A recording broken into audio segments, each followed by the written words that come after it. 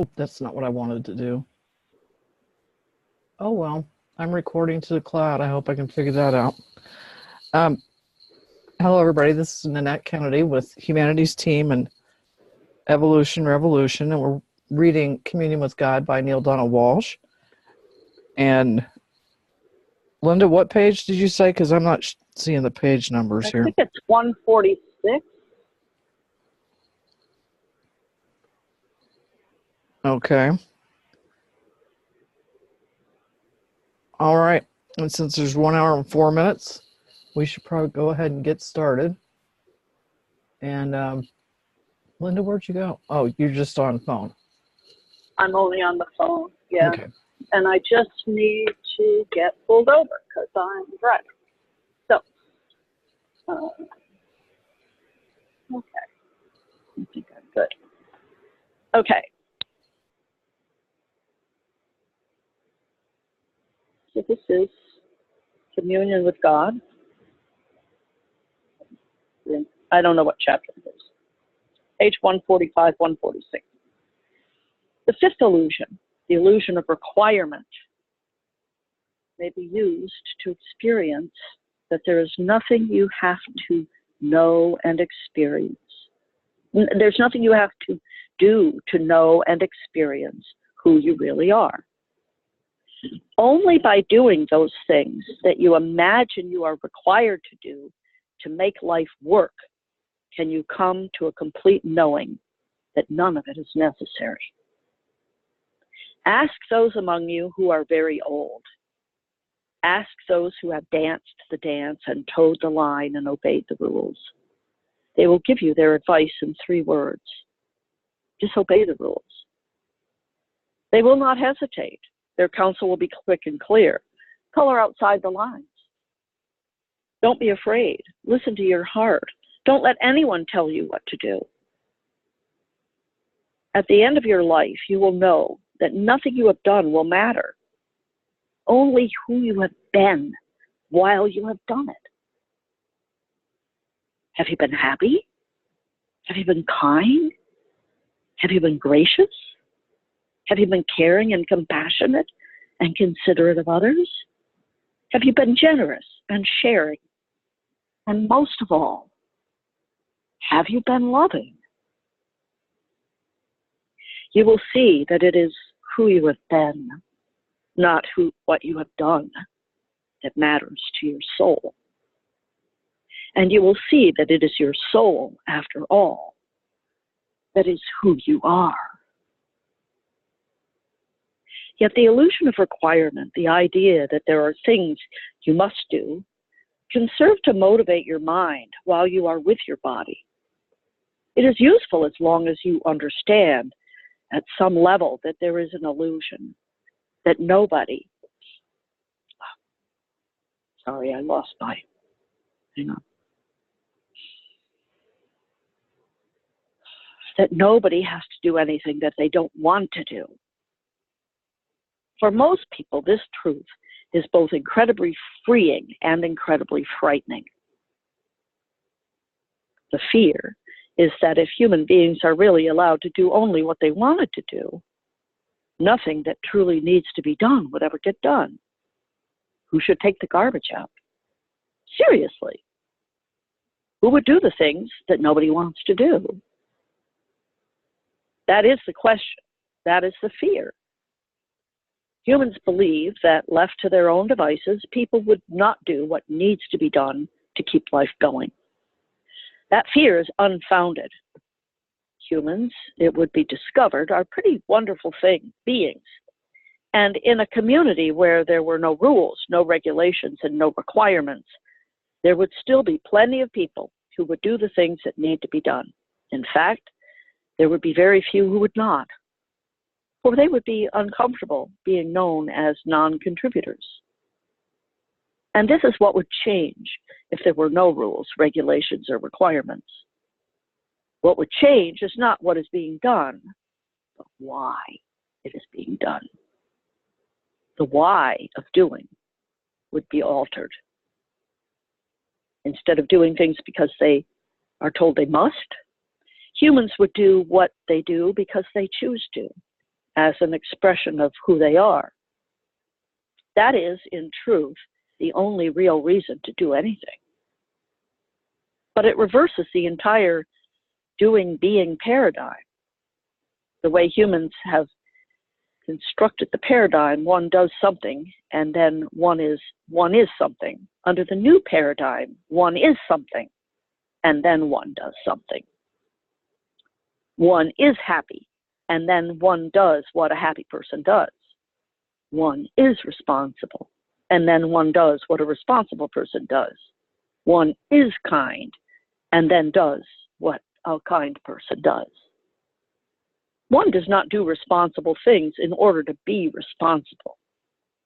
One does not do kind things in order to be kind. This only leads to resentment. After all I've done, because it assumes that all the doing will be rewarded. And that is precisely what you have deemed the purpose of heaven. Heaven has been held out as your external reward for all the things that you have done while on earth, and for not doing the things you were not supposed to do. So you have decided that there must be also a place for people who have not done good things, or who have done things they were not supposed to do. You have called this place hell. Now I come to tell you this. There is no such place as hell. Hell is a state of being. It is the experience of separation from God, and imagining that you are separate from your very self and cannot be united. Hell is forever trying to find yourself. What you have called heaven, too, is a state of being. It is the experience of oneness, the ecstasy of reunification with all that is. It is the knowing of the true self. There are no requirements for heaven, and that is because heaven is not a place you get to. It is a place that you are in, always. Yet you can be in heaven, oneness with all, and not know it. Indeed, most of you are. This can be changed, but not by something you are doing.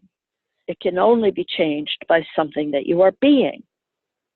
This is what I meant by there is nothing you have to do. There is nothing to do but to be. And there is nothing to be but one. The amazing thing is that when you are being one with everything, you wind up doing all the things you thought you had to do in order to receive the reward you thought you had to work so hard to receive. It becomes your natural will to do so, and for others, only those things that you do to and for yourself. And you would not do to others what you would not want done to you. When you are being one, you are realizing that it is making real the idea that there is no other. Yet even being one is not required. You're not required to be what you already are. If you have blue eyes, nobody can make you have blue eyes. If you are 6 feet tall, no one can force you to be 6 feet tall. And if you are one with everything, you cannot be required to be. Therefore, there is no such thing as requirement. Requirement does not exist. Who would do the requiring? And of whom would it be required? There is only God. I am that I am, and there is nothing else that is. Use the illusion of requirement to notice that there can be nothing that is truly required. You cannot know from experience, and you cannot know and experience freedom from requirement if you have nothing but freedom from requirement. You will seek to imagine, therefore, that certain things are required of you. This you have done very well. You have created a God who demands perfection of you and who requires you to come to him in only a certain way through particular rituals, all of which are carefully prescribed. You must say the exact and perfect words, do the exact and perfect things. You must live in a particular way.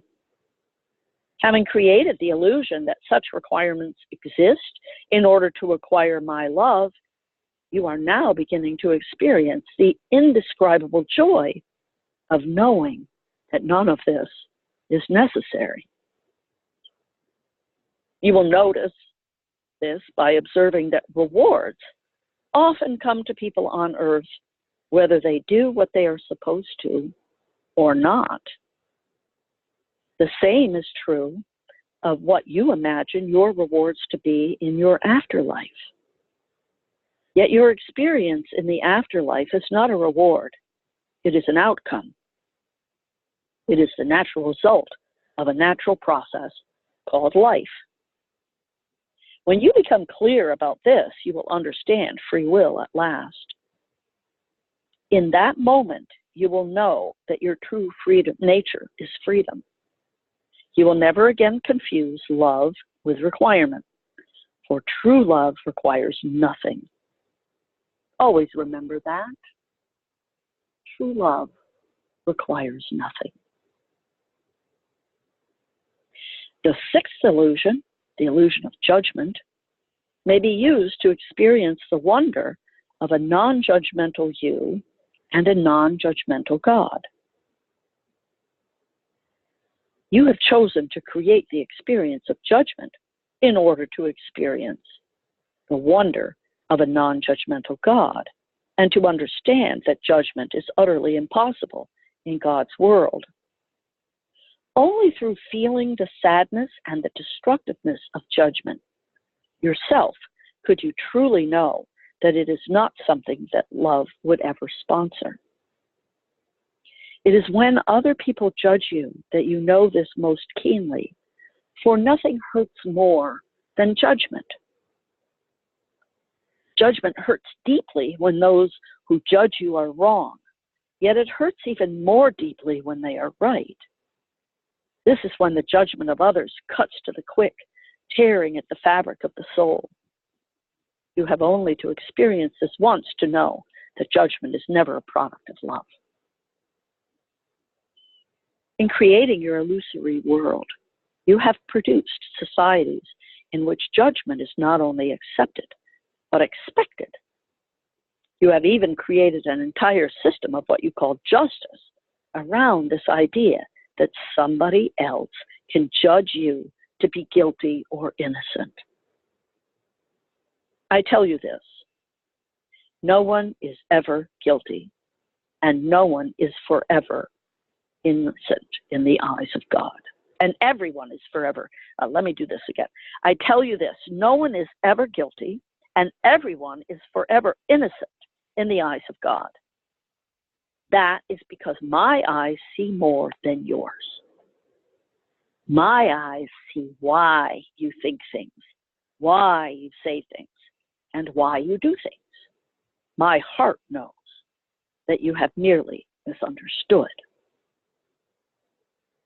I have inspired it to be said, no one does anything inappropriate given their model of the world. This is a great truth. I have inspired it to be said, guilt and fear are the only enemies of man. That is a great truth. In highly evolved societies, no members of these societies are ever judged and found guilty of anything. They are simply observed to have done something, and the outcome of their actions, the impact of them, is made clear to them.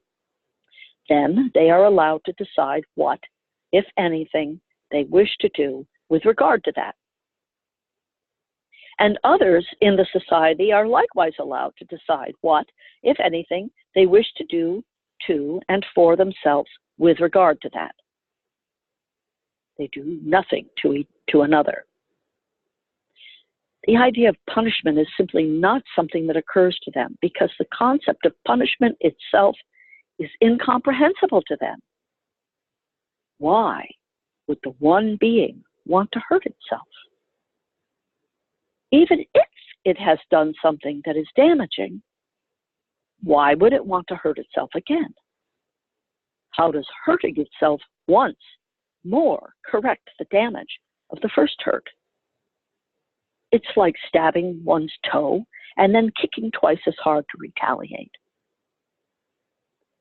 Of course, in a society that does not see itself as one and does not see itself as one with God, this analogy would not make sense. In such a society, judgment would make perfect sense. Judgment is not the same as observation. An observation is a simple looking, a simple seeing of what is so. And judgment, on the other hand, is a concluding that something else must be so because of what is observed. Observing is witnessing. Judging is concluding. It is adding the therefore to the sentence. In fact, it becomes a sentence, often handed down without mercy. Judgment sears the soul, for it brands the spirit with an illusion of who you are, ignoring the deeper reality. I will never judge you, ever. Because even if you have done a certain thing, my observation of that would be a simple seeing of what is so. I would draw no conclusions about who you are. It is, in fact, impossible to draw conclusions about who you are, because in your creation of who you are never concluded. You are a work in progress. You are not finished creating you, and you never will be.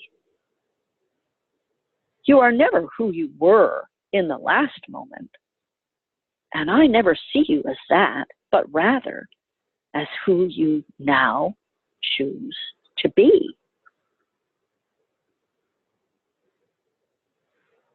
I've inspired others to describe it this way. You are continually creating yourself from the field of infinite possibilities. You are constantly recreating yourself anew in the next grandest version of the greatest vision you ever held about who you are. You are, in every moment, born again, and so is everyone else. In the moment that you understand this, you will see that judging yourself or judging another is pointless, because that which you would judge has ceased to be, even as you are judging it. It has come to a conclusion, even as you are coming to your own conclusions. In that moment, you will relinquish forever your idea of judging God, for you will know that love could never judge. As your awareness increases, you will comprehend the full impact of the truth that self-creation never ends. Always remember that. Self-creation never ends. Keep going. Well, I want to bring up a couple things. Okay. And I know that in one of these books we've read about this before, but I don't remember what was said. Is God saying that we shouldn't have a system for keeping ourselves safe from serial killers and rapists and I just want to throw that out there.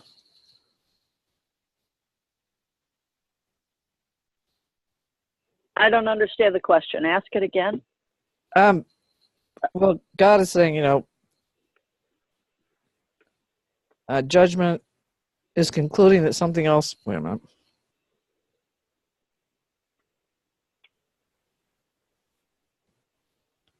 Judgment is not the same as observation. In a Let highly me give you an evolved. example.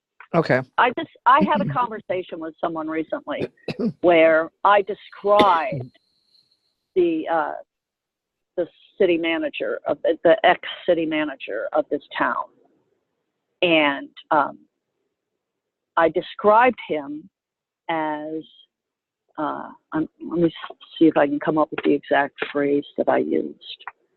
I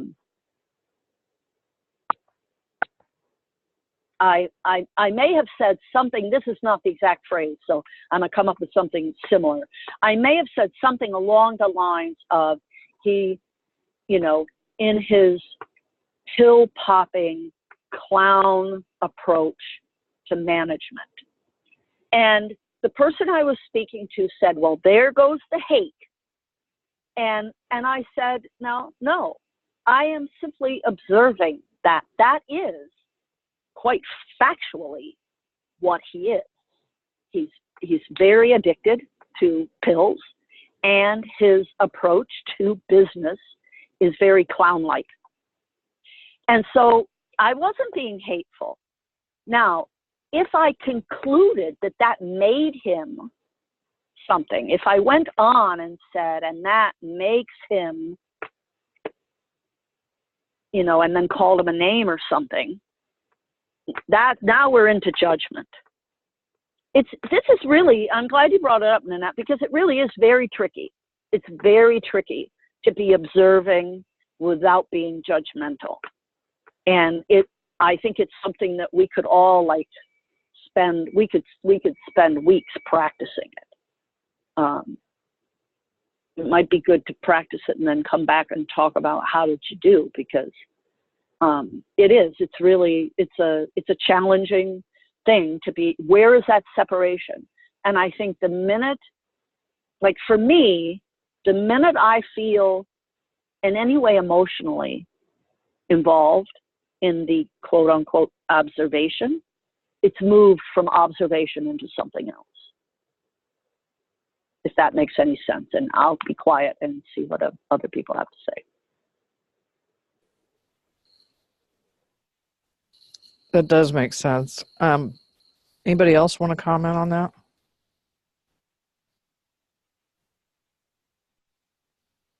I think, Linda, you were just commenting in fact as you saw it. But I think conversations might suggest that masters say they don't speak these things. They just keep quiet about it.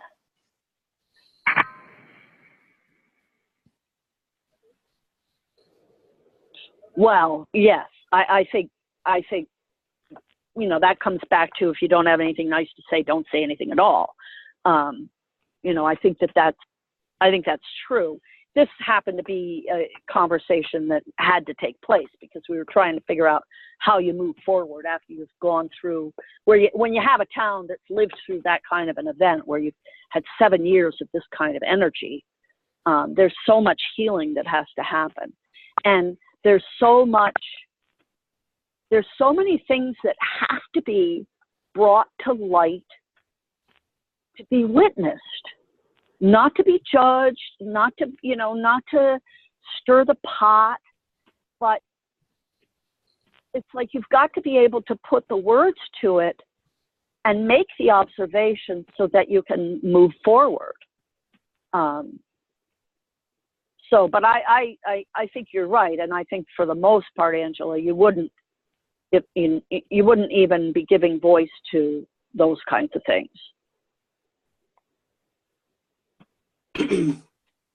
Isn't it true too that Neil Donald Walsh teaches on Conversations with God, the silent observer can't really be judged. I think that's what he's saying there.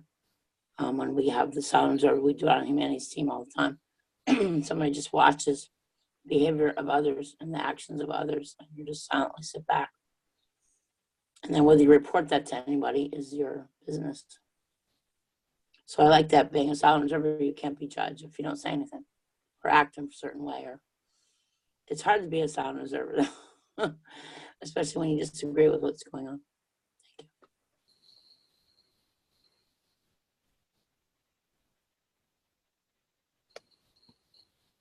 Thank That's a good point. I'm just looking, going on from the bit in the book.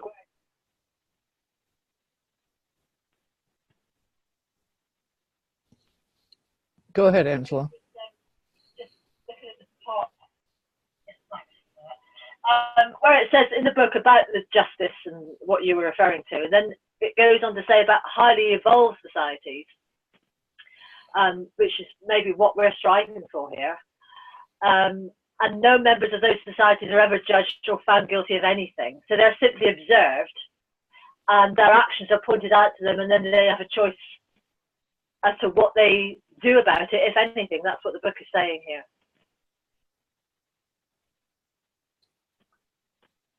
Yep. Over.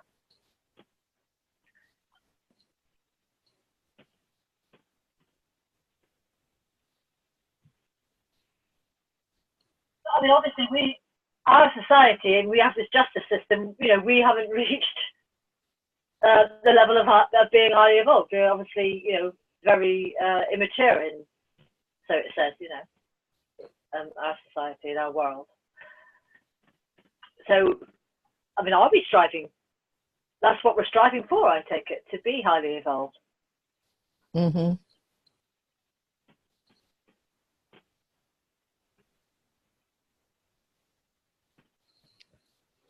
I think there's a natural trap that human beings fall into because we get into this vibration where we think we know better. And so we're observing, but we're judging all at the same time. You know, it can be difficult to be in a place where you're watching, you know, parents with their kids, because depending on how a particular parent is interacting with their child, you may observe something that you don't agree with. And they're right there. Now we're in judgment. So, you know, getting to that place where you can just sit and watch something really that you have a hard time with and not have a hard time with it is really a challenge.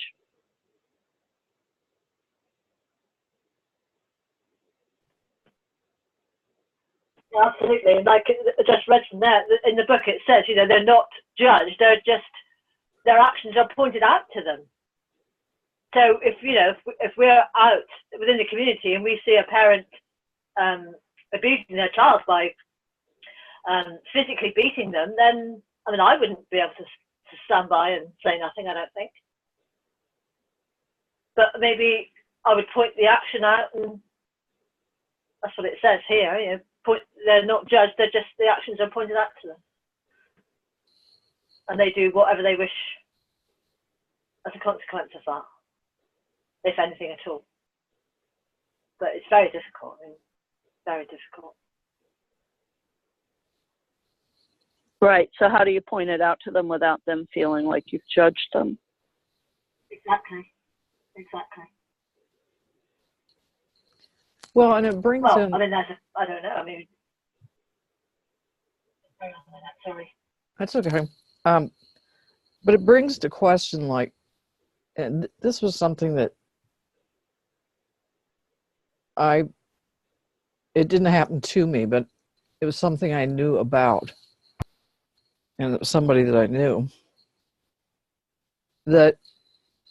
And she was very much into conversations with God also. And I remember her saying that her, I don't know, then 10-year-old son liked to play on the roof. And I was like, what do you mean, play on the roof? I said, well, he'll learn one way or another that it might not be such a great idea to play on the roof. And he ended up falling, and I mean, he wasn't catastrophically injured, but he was injured. And I couldn't think of, I mean, I didn't say this to her, but I felt like saying, well, I think there's a time where you can step in and say, this is not the best idea you've ever had, but that goes right back into judgment. Over. Right. So that's where you come back to the notion that everything is divine in and of itself. Everything. Right? Yeah. Well, and any of us who are parents know that we've judged our children, even if it's at, I want to say, at the expense of trying to keep our children safe. And at the same time, there's got to be some middle ground here, because children, their frontal lobes aren't even fully developed. And as a parent, we also know our kids have their own paths to walk. And I guess my thought is, how far do you let that go before you just let it go? Over. Right. So, as Christine Glenn would probably say, we're all very young in this humanity thing, and it's not going to change overnight. And I think even just to become more aware of being judgmental is a step in the right direction. Over.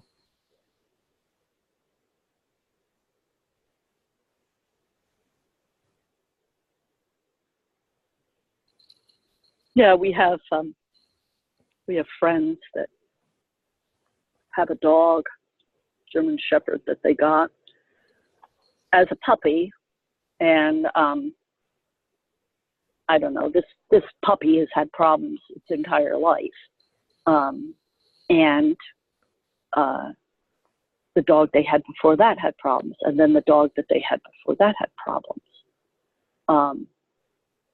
and you start to wonder,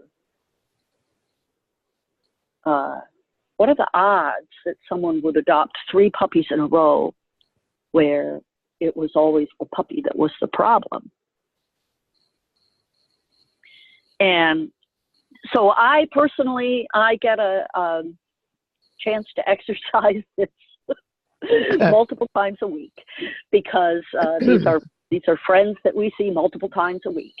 And a couple of months ago, the story on the one they have now is that I don't know, it twisted its ankle, and so it went from it has a twisted ankle to it wouldn't walk on that entire leg to and we're talking weeks go by, weeks, and he just gets worse and worse and worse.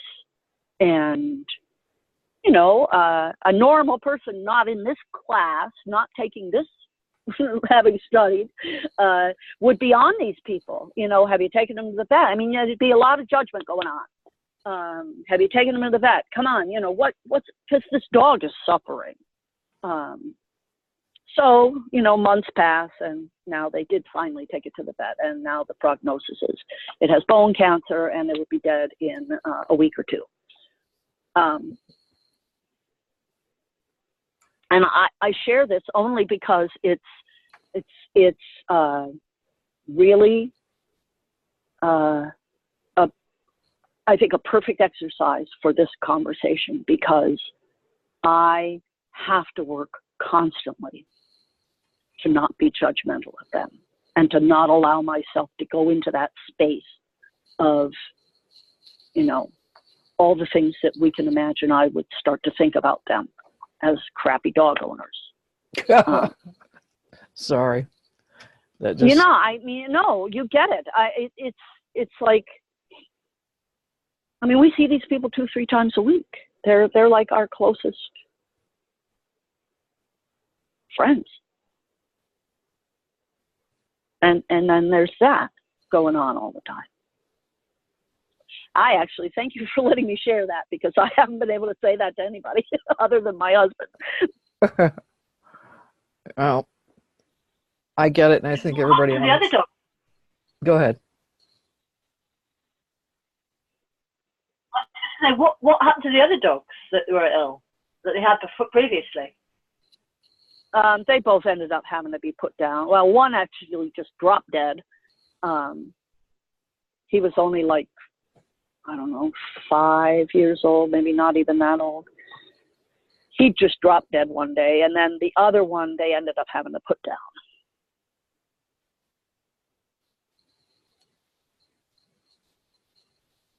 And I don't know, you know, I mean, it's like if something, like when something goes wrong, when something goes wrong with a dog, you know, a lot of times the best thing to do is to crate that dog so that they can't keep, especially with a big dog that wants to run around all the time. And if they got something wrong with them that they need to heal and not run around, you have to make them stay in a crate and heal. And if you choose not to do that, then that dog's not going to live very long, because when you let a dog run around that needs to be healed, it puts strain on their other organs, their hearts get bigger. I mean, that's how the body responds. It's wounded, so the body has these capabilities of, you know, it can keep going even though it's wounded. And so, you know, I mean, a regular German Shepherd should last more than a couple of years. Right?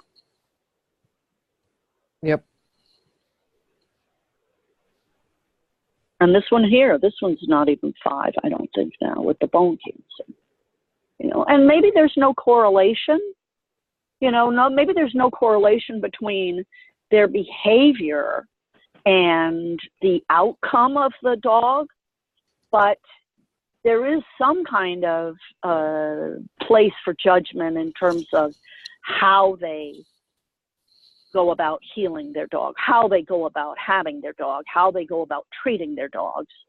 And, you know, and I won't get into it. There are other things that I've observed that I don't think, I don't think that necessarily is good for a dog. But who am I to say, right? I mean, their divinity and expression, those people are divinity and expression, and their choices, all of it. It's their souls. It's about who they're being. It's not about what they're doing, right? It's about who are they being.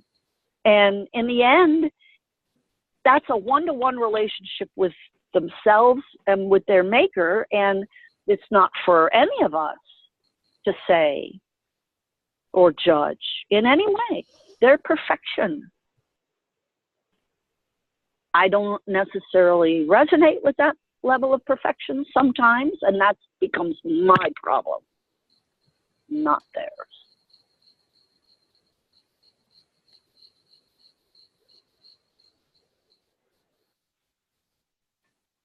Anybody else?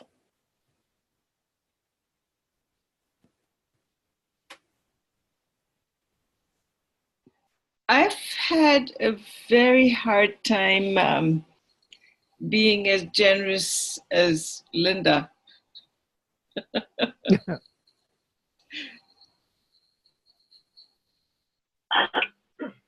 But I do notice what I'm doing and have a good cry over my judgment. And then I can almost tolerate the person. But it takes a lot of work.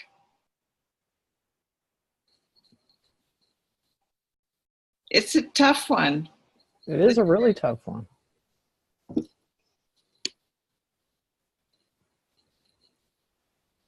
I'm very impressed that Linda can do it right away.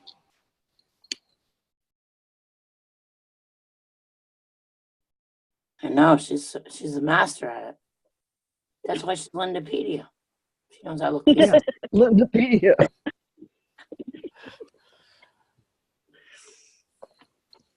I miss this group. Well, I'm so glad I'm back in it. We are glad you're back here too. And I think too that my mother used to say there was 11 commandments, and the 11th commandment was mind thine own business.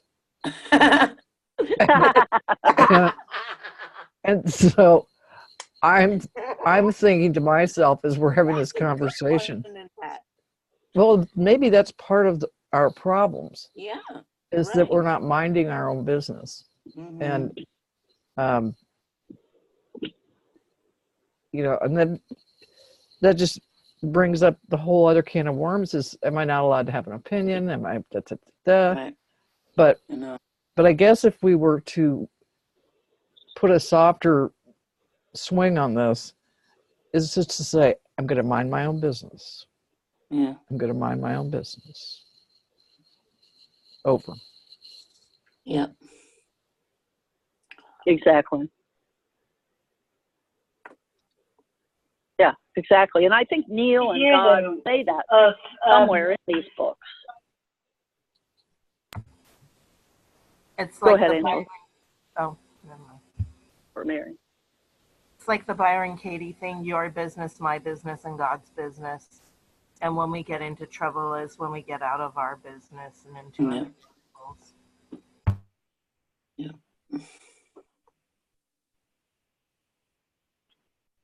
And I guess that would make it okay to say to I somebody, was just going to say, like, you hear of things going on within the street. Yeah.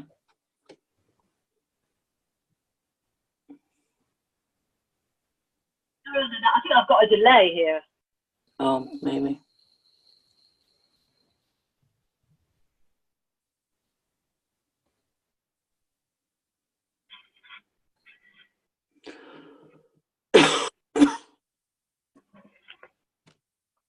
well, should we read for a few more minutes? How many minutes do we have in that? We've got about 15. And then Shivana And we'll save, well, I was going to say, we'll save 5 minutes for the prayer. at the end for Shabana's meditation. Yeah. Well, I Okay. have an idea. Why don't we just do the meditation and keep on reading? Okay, like do the meditation now. Yeah, yeah. Okay. Because my video keeps going, my internet keeps going. Okay. Lord God, the judgment thing is truly, truly the basis of all the unkindness that people and the suffering that people are experiencing. It's not out there, as Linda has said. It's our own self-hatred that makes things like killing dogs happen. And we don't dare break up our friendships by actually saying that. Because the minute we say anything that's true, people get angry, and that's the end of relationships or marriages or whatever. We're so unkind to ourselves that any living thing, particularly birds, drop dead right away. I've seen it. It happens. My birds dropped dead, and it was because my husband had left, and the kids and I were going hysterical. And the birds were tiny. The cat survived. But the whole world is suffering because people like Mr. Trump are bringing up the self-hatred, which we really enjoy. So have mercy on us. We need to love ourselves and each other. Amen.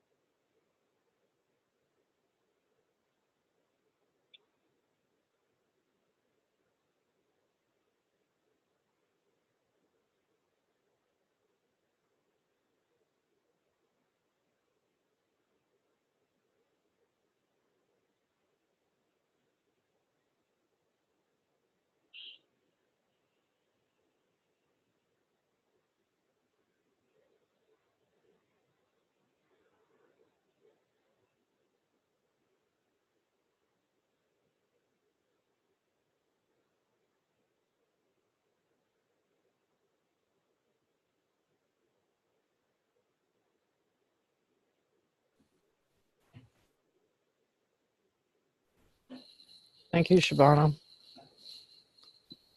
Thank you.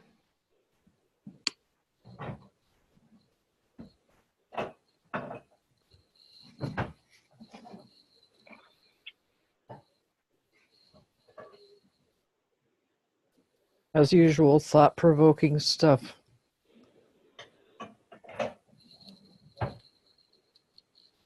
You want me to try and read a little or what? We've only got about 8 minutes. What does everybody think? I can't hear you. It's probably too late to get involved in that. I mean, I'm just getting interested in it and I don't have the book to read, so. Well, I tend to agree with you. If the group wants to, I think we should just. Read. Pardon me? I say read. I know, but for 7 minutes that we have left. Yeah, read for Well, 5. that's very we need to hear. Who knows? Yeah, just read. Okay. We'll Okay. read for the next few minutes. All right. The seventh illusion, the illusion of condemnation, may be used to experience the fact that you are deserving of nothing but praise. This is something that you cannot fathom, for you live so deeply within your illusion of condemnation. If, however, you lived within the heart of praise every moment, you would not experience it. Praise would mean nothing to you. You would not know what it was. The glory of praise is lost when praise is all there is. Yet you have taken this awareness to an extreme, taking the illusion of imperfection and condemnation to new levels, where you now actually believe praise to be wrong, especially self-praise. You are not to praise yourself or to notice, much less announce, the glory of who you are. And yet you must be sparing in your praise of others. Praise, you have concluded, is not good. The illusion of condemnation is also your announcement that you and God can be damaged. Exactly the opposite is true, of course, but you cannot know this truth, nor experience it in the absence of any other reality. And so you have created an alternate reality in which damage is possible, and condemnation is proof of it. To repeat, the idea that you or God can be damaged is an illusion. If God is the all in all, and I am, and if God is the most powerful, and I am, and if God is the supreme being, it is true, then God is incapable of being hurt or damaged. And if you are made in the image and likeness of God, and you are, then you cannot be hurt or damaged either. Condemnation is a device you have created to help you experience the wonder of this by producing a context within which this truth can have meaning. Damage is one of the many lesser illusions that evolve every day from the 10 illusions. The first illusion, that God and you need something, is what creates the illusion. That if you don't get what you need, God and you will be injured, hurt, or damaged. This sets up the perfect case for retribution. And this is not a small, but a very big illusion. Nothing has captured the imagination of humans more completely than the idea that hell exists. And there is a place in the universe to which God condemns those who have not obeyed his law. Frightening, gruesome pictures of this horrific place appear in frescoes on the ceilings and walls of churches all over the world. The equally upsetting images adorn the pages of catechism texts and Sunday school booklets given to little children, the better to scare them with. And while good church-going people have for centuries believed the message that these images send, it happens that the message is false. That is why I inspired Pope John Paul II to indicate to papal audience on the Vatican, July 28, 1999, that improper use of the Bible pictures must not create psychosis or anxiety. The biblical descriptions of hell are symbolic and metaphorical. I inspired the Pope to say that the indistinguishable fire and the burning oven the Bible speaks of indicate the complete frustration and vacuity of a life without God. Hell is a state of separation from God, he explained, a state caused not by a punishing God, but rather self-induced. It is not God's function to administer retribution or to punish anyone, and the Pope made that clear in his audience. Still, the idea of condemning God has been a useful illusion. It has created a context within which you could experience all manner of things, many aspects of being. Fear, for instance, or forgiveness, compassion, and mercy too. A condemned man understands at the deepest level the expression of mercy. So does the person doing the condemning or the granting of a pardon. Forgiveness is another nuance of the expression of love that has served your species to experience. Forgiveness experienced only in young primitive cultures.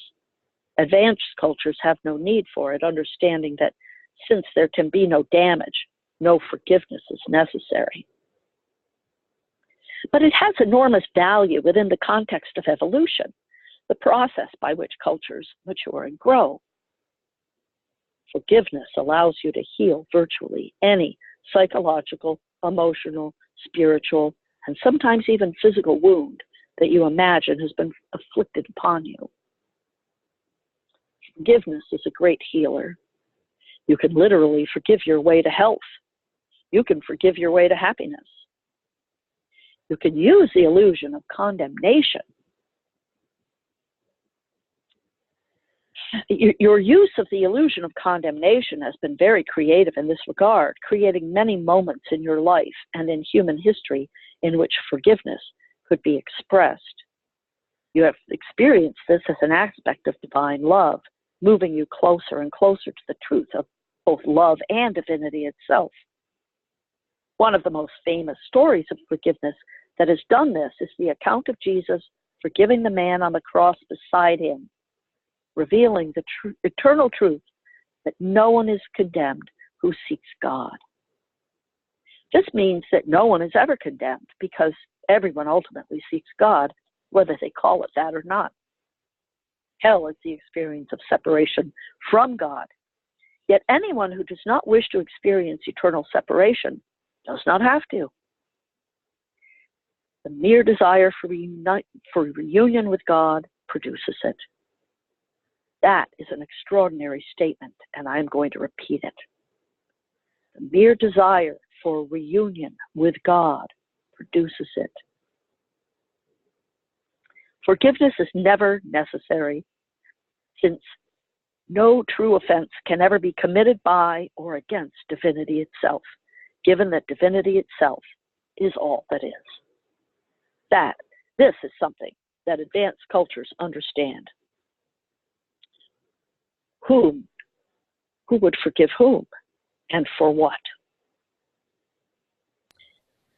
I think we should stop. Yep, it's the top of the hour. Thank you, everybody, and I love you all, and we will be in touch next week. Sounds good. Sounds All great. right, thank you for reading, Linda. Have a good week, You're welcome. everybody. All right, bye-bye, everybody. Bye-bye. Bye.